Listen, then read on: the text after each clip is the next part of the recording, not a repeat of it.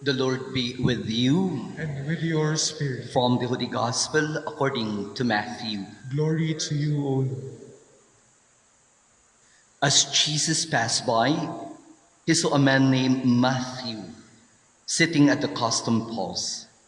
He said to him, "Follow me." And he got up and followed him. While he was at table in his house, many tax collectors and sinners came and sat with Jesus and his disciples. The Pharisees saw this and said to his disciples, "Why does your teacher eat with tax collectors and sinners?" He heard this and said, "Those who are well do not need a physician, but the sick do. Go and learn the meaning of the words, 'I desire mercy, not sacrifice.' I did not come to call the righteous, but sinners."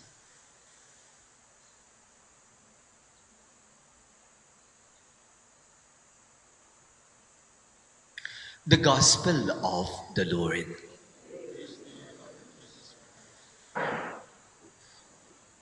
Shalom.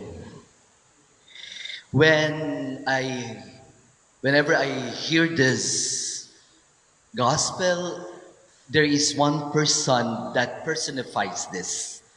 And practically, this is his motto. This is his pastoral zeal. This is his vision.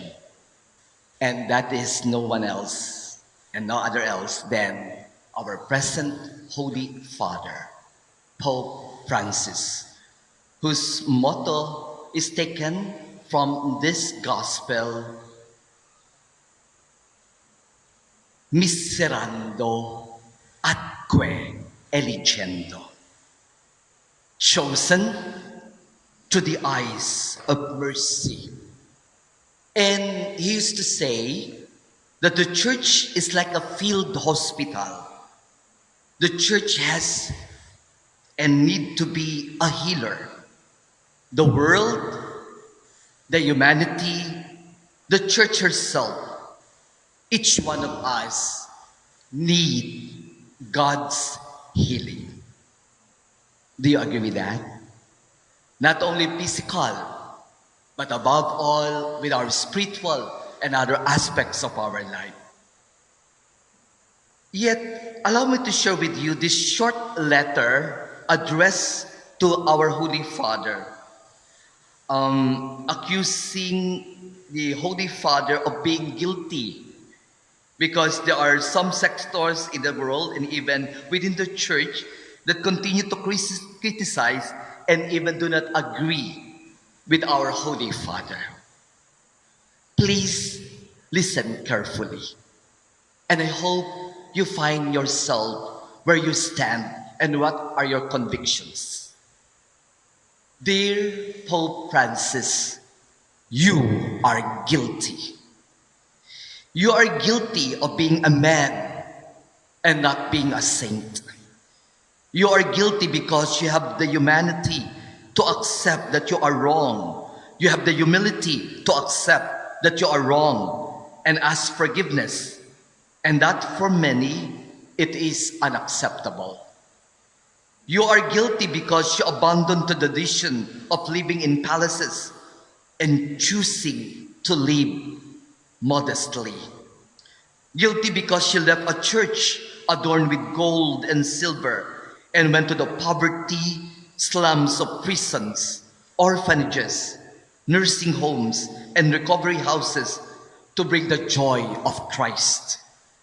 You are guilty because you are stopped kissing the perfumed feet of the princes of the church, their eminences, and kiss the dirty feet of convicts, of women, patients, and people of other faiths.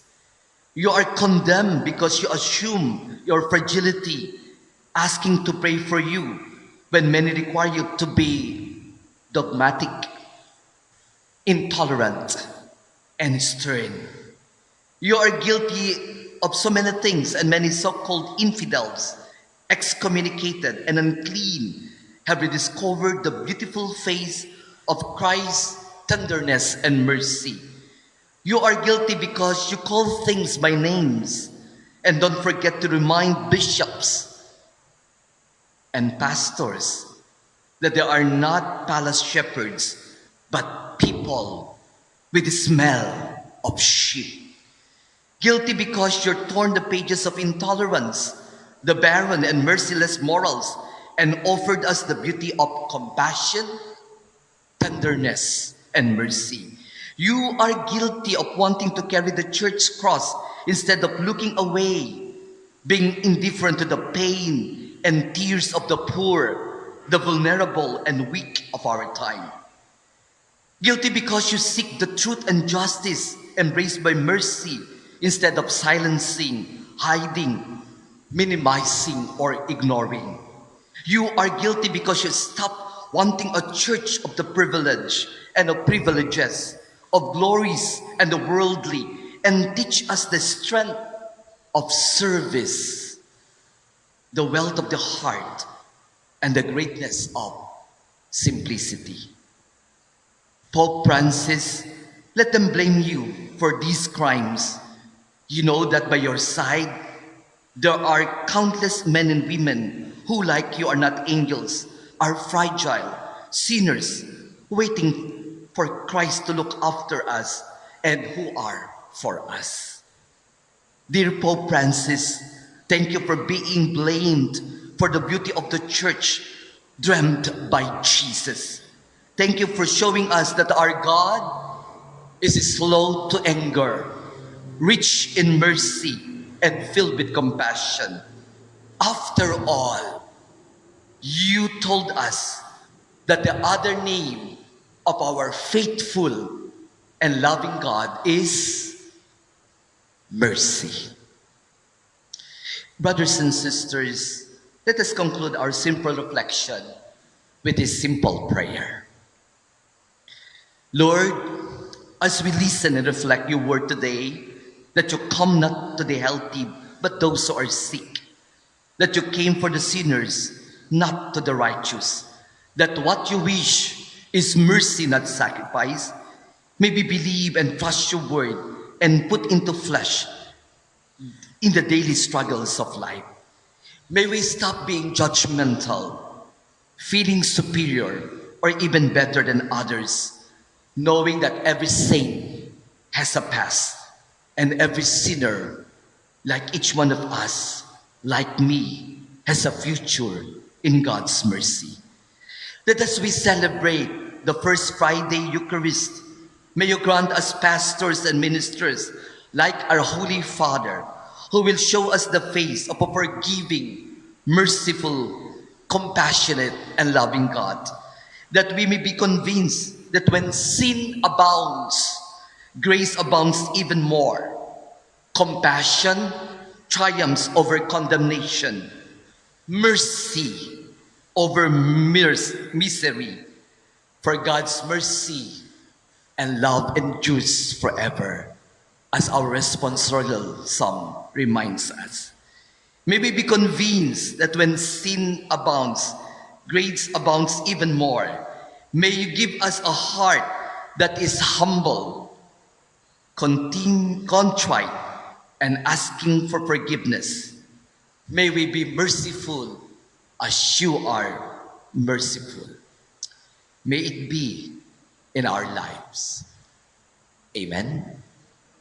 Most Sacred Heart of Jesus, Mercy on us. send, O Lord, Holy apostles into your church.